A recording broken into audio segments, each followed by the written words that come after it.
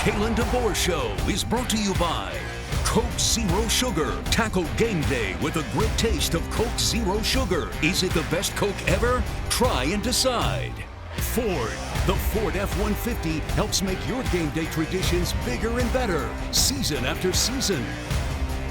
Today's broadcast is brought to you by Alabama Department of Public Health, who reminds Alabama, don't wait, vaccinate.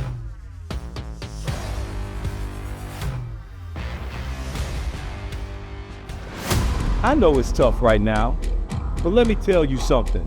Teams are defined by how they handle winning.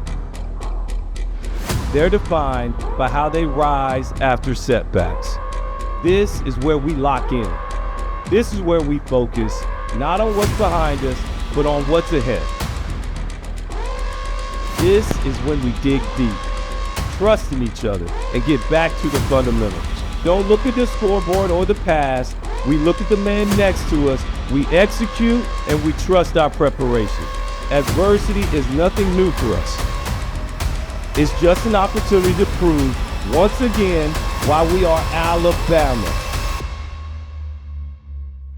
We're not done, we're not out, but it starts now.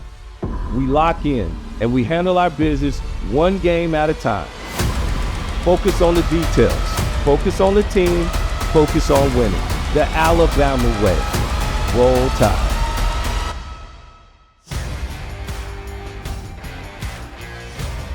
Welcome, everybody, to another edition of the Kalen DeBoer Show presented by Truckworks. I'm Chris Stewart. Coach, congratulations. A very happy homecoming indeed at the Capstone with a 34-0 win over Missouri. Yeah, I'm glad we can do our part to make it a great homecoming for everyone who came back to campus and hopefully having a lot of fun reuniting with their friends and other alumni. So that's our job in this. That's how I pretty much put it to them. We don't really get to be involved in a lot of the fun homecoming exercises and events, but we have one big task at hand, and that's to win a football game, and we did that. I won't go into homecoming. I'm obviously going to spend the rest of the show talking about the ball game itself. But one thing about homecoming was the Grand Marshal for the parade was a guy that I'm sure you have some familiarity with, at least from a distance, Sean Alexander. He and Chris Samuels, honorary captains for the Crimson Tide today, and that's one of those names that you go, wow, he was really good. I know. I actually got a chance to bump into him yesterday, right. Which was really cool, and just one of the many greats, right, that have played here, and it's fun one by one, kind of each day, each week, getting to meet 2, 3, 4, 5 of our great alumni, and just enjoying, what they've put into this program, and right. Sean was one of them. All right, Coach, let's get into the game itself. You start off, you kick it away to Missouri, you get a 3-and-out defensively. And then I know you didn't get the touchdown necessarily that you wanted, but tell me about what it did for your team to get points out of that initial drive. You always want a touchdown when you're moving the ball down the field, and there's some things that we could have done better. But I felt like there was a little momentum, getting some points early was good, and we kind of fell then into the field position issue where we kind of had our backs to the wall, but getting those 3 points right off the bat was a big deal. You ultimately get another field goal because it kind of goes back and forth for a while where it's all defense, and from your team standpoint, that's big because it seems like they're growing each week, even though they're having to do it without some of the key pieces that you had earlier in the year, such as Keon Sabb today. Yeah, absolutely, and I think also, just hitting on the field goals even more for that unit, Graham in particular, to be able to, hit, I think it was a 47 and then a mid-30 yard field goal. Both of those, he hasn't had a lot of opportunities, and especially in our stadium. And him hitting those is only going to be helping him down the road. We have all the confidence in the world, but just haven't got to those moments as much as you'd think. And so, getting those points, a couple different possessions, they all add up. They do indeed. And then also adding up, you get a touchdown before the end of the first half, which really was nice to see. We talked so much about the swing going into the half, and we deferred and after the coin toss, and so the end of the half, and then when you're going to get it to start the third quarter, that's just one of those just changes in momentum that is built into that time. And I think, did we get an interception? You did to set that up. up. I think it was the first one of the game. And so that interception setting up some of the better field position we had really for most of the game, and then the offense punching it in there. That was a big deal. Defense getting a stop there before we went into the locker room, but coming back out, loved the energy. A lot of momentum going into halftime. All right, let's take a look at those first half highlights as the Tide led it 13-0 at the break. Third of the wideouts. Weiss comes in motion near side, delay give, and a pitch back to the quarterback, and he will go down. A loss of 9. That's the Bama sideline. As the snap and spot are good, the kick is up. It has enough leg, and the kick is indeed good. Again for Pine, the quarterback. Getting the snap, looking, firing downfield. That's going to be picked off. Malachi Moore, 40, 45, cuts back left side, gets into Mizzou territory, going down the sideline, 40, and knocked out of bounds around the 38-yard line. First down, Alabama. Bunched in tight. They'll bring Law in motion left side. The handoff up to Miller, and he will walk into the end zone for an Alabama touchdown.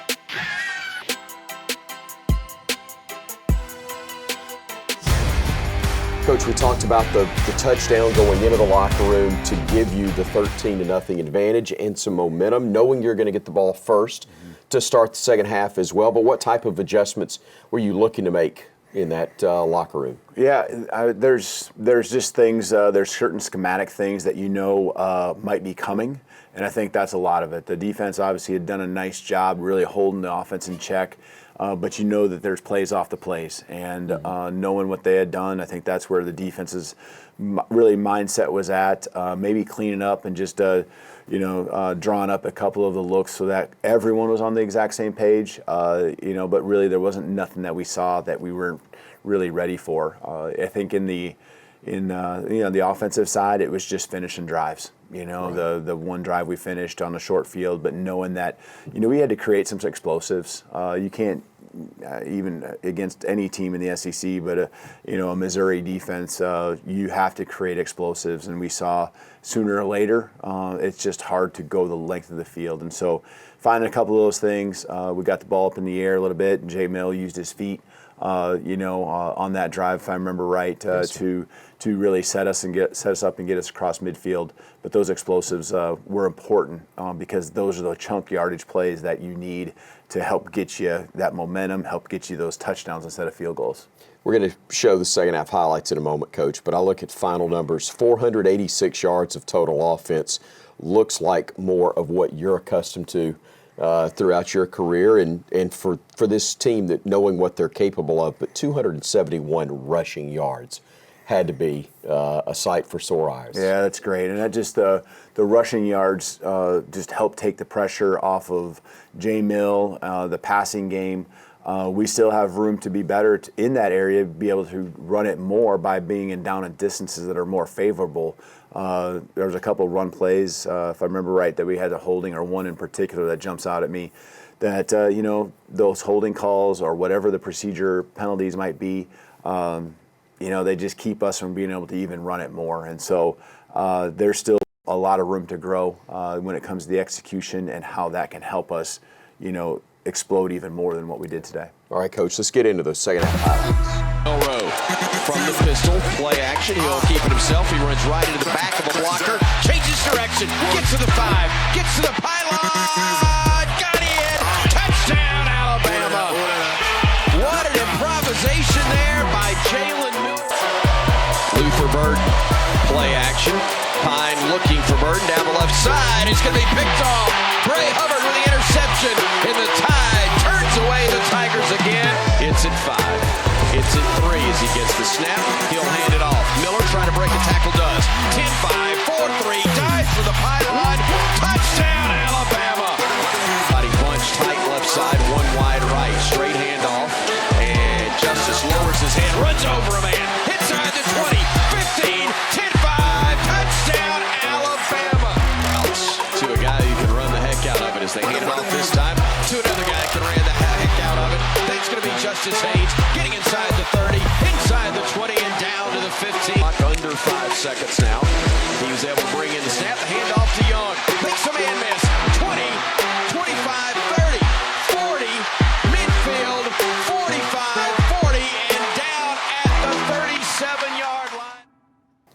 Coach, we talked earlier about how the run game got going, but there are also, I guess, some pass plays. It could be extended handoffs, and for a guy who's an important part of your run game, the first play of the game offensively is a pass play to Robbie Oots. And I said on the radio broadcast, if you had that on your Bama bingo card, you probably won big, because that did kind of set the tone, about a 6 or 7 yard pickup on the first play to him. Yeah, there's just certain things that, people probably are dialed into when you're facing your opponent, and, just trying to mix up those tendencies. And, right out of the gate, just a nice, easy play for Jay Mill to get in a rhythm. Robbie's the, part of the progression, and him doing his job, the offensive line doing theirs, everyone, run the correct routes. And so, just a, physical mindset Robbie brings to the table, especially in the run game. But it's fun seeing those guys get rewarded with touches like he did there. When fans are asked to name the 4 or 5 most valuable guys to an offense,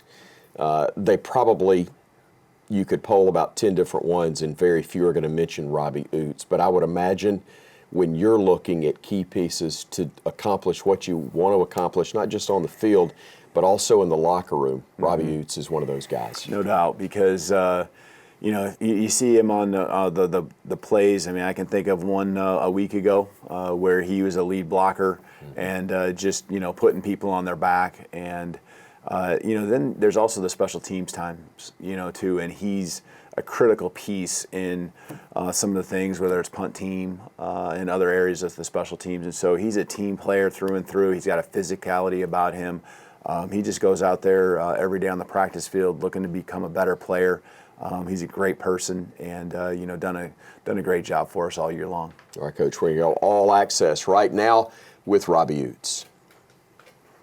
Robbie Oots from Rock Hill, South Carolina. I went to Rock Hill High School. I play tight end. I like to say I play fullback as well, even though fullback's a little bit extinct. I like playing tight end just because, second to the quarterback, you gotta be a real cerebral guy. If I had to give it a name, I'd call it blue-collar football. I like to get down in there, get my hands dirty, open up some lanes for the other guys. I knew I wanted to stay in the South. I love the South. I love the hospitality. I love the weather. It sucks in the summer, but I love it down here. But I wanted to get out of South Carolina and try something new. I felt like Alabama gave me the best chance to not only develop on the field, but develop off the field as a leader and as a man. I've always wanted to be a part of something that's bigger than myself. And coming out of that tunnel on game day is, the exact definition of what I was looking forward to being a part of. Being with your brothers and that crowd being on top of the tunnel, and you can feel the energy in the stadium. I'm so happy that I chose Alabama. It was the best decision for me. I just want to tell the fans thank you. Thank you for everything. I mean, y'all are why we do what we do. Without y'all, we would be nothing, and the energy and all the support that y'all bring, it just means the world to us as players. Thank you, and please keep doing what y'all are doing.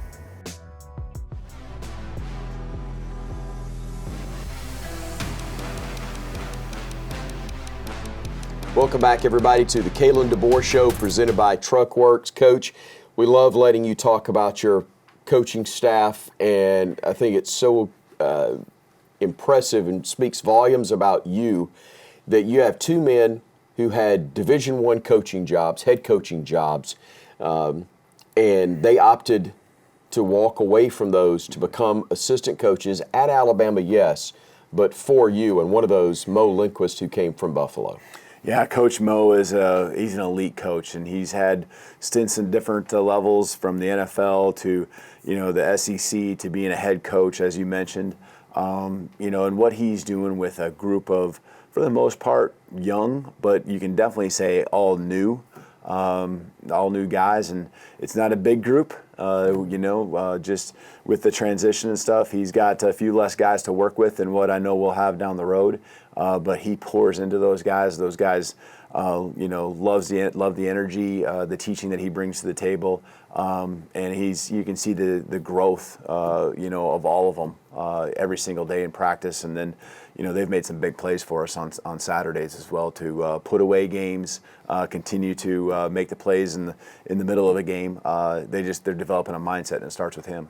All right, Coach. Let's go Mercedes-Benz All Access with Coach Mo Lindquist.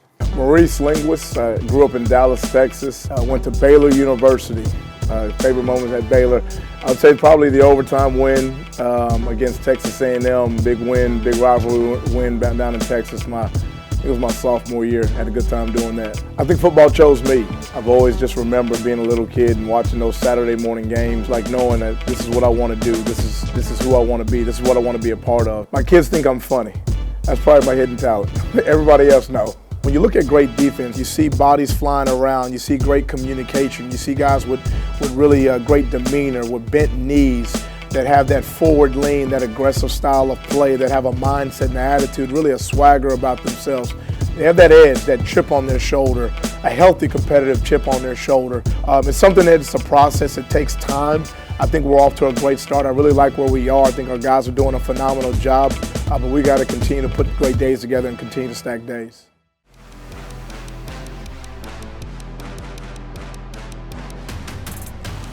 Coach, fortunately, this is one of those games where you had a lot of options to pick for our CBNS play of the game, but I know you went with one here from a physicality standpoint as well as the execution, even though you had a nice lead before we got to it. Yeah, I liked the shutout and the stop on the goal line. It was either going to be that one or this one that I'm going to show you. And, this is in the fourth quarter, and this drive starts on our own 23-yard line. A couple runs that got us up the field and got it to this point. And, just the play I'm going to show here, just really an attitude run type of play for us. A lot of guys in the box for them, probably high tendency just for us to run the ball given the situation of the game, clock's running, what we were really trying to do as far as imposing our will here and finish the game. And just right off the bat, I see the offensive line doing a good job of just getting a hat on a hat. You're taking care of and securing the first level across the board from right tackle all the way to even the receiver and the two tight ends on the left side. So, we're going to obviously be highlighting Justice on the run here and what he does with the ball in his hands. But getting him to that point, the offensive line just doing a good job. Tight ends fighting, and then the one-on-one versus the safety coming downhill, not letting him get to our legs, staying on our feet. And then you see the rest of the guys, and I see Ryan Williams doing a nice job of helping him finish and get to the end zone. Love the decision right here. Not a push in the back, no holds, just good, smart football right there. And those are the things that we can build on, finding ways to finish and put games away. That was a great attitude play there for us. Great run by Justice.